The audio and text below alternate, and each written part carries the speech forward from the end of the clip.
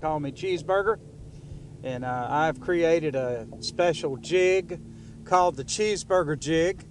This one here is the Bugs Island Killer, and I've been asked to help you guys to learn what it is to jig fish, how to do it, you know, the special things about it.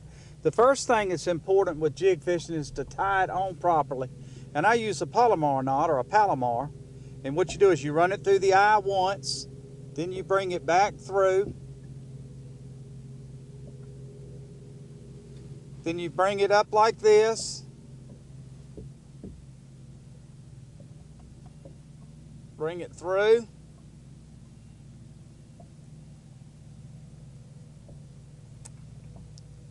Cinch it down. And then I keep a pair of dikes with me on the boat at all times, and there you have it. Jig fishing is a little bit different than any other type of fishing that you'll do, in that it requires a lot of patience and a lot of feel.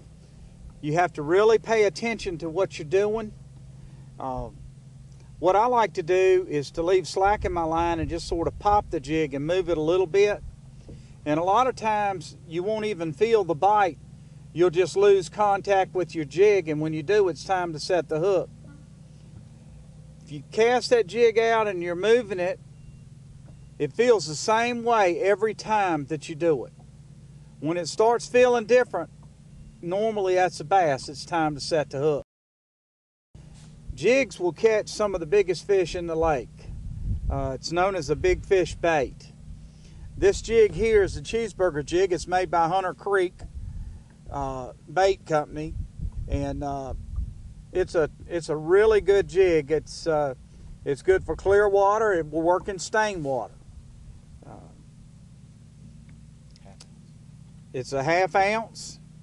It's got a Gamakatsu hook on it. It's real sharp.